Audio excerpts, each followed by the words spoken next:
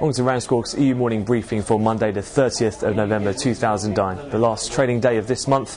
And so far, in terms of the weekend press and what we've seen this morning on the newswires, still very much dominated by the ongoing issue and situation in Dubai. Just give you a bit of an update in terms of some of the weekend press. Starting off with Abu Dhabi at the weekend, they put finishing touches in terms of a some part rescue package in an attempt to restore some calm to the financial panic that we saw last week.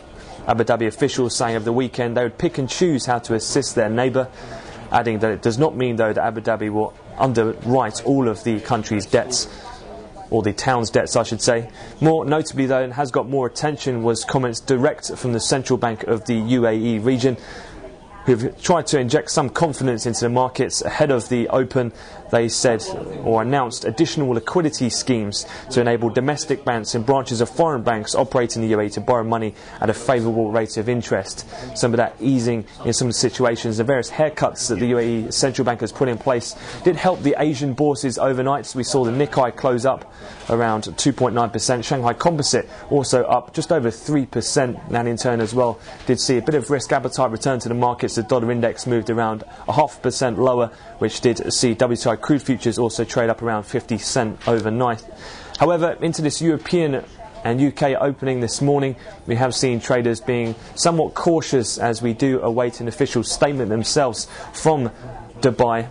Much of the market speculation has been that they'll outline some further colour in towards the situation, but again, nothing's been set and no set times when we'll actually see that, so traders still very much trading on a cautious note, down around 1% now in the FTSE, CAC and DAX in the UK and Europe.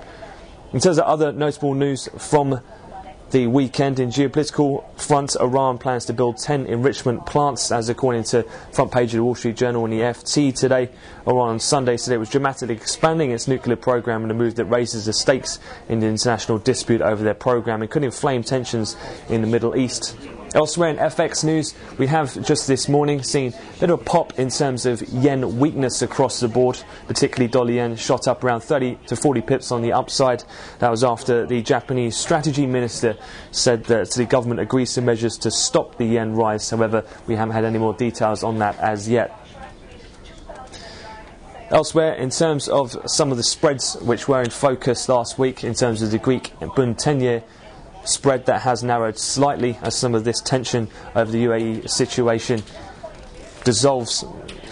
However, in the UK markets, we are seeing some outperformance in terms of gilt futures on NYSE Life. Some pretty downbeat comments in general in terms of economic releases overnight. We saw the GfK Consumer Confidence Survey for November come in at -17, a lot lower than the expected -11, and does slip back to its lowest level since August of this year.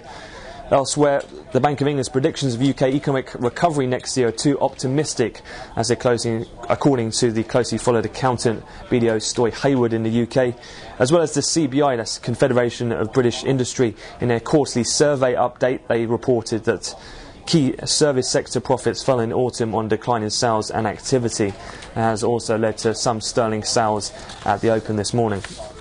In terms of the actual calendar for today in the US, it is relatively quiet to get things going.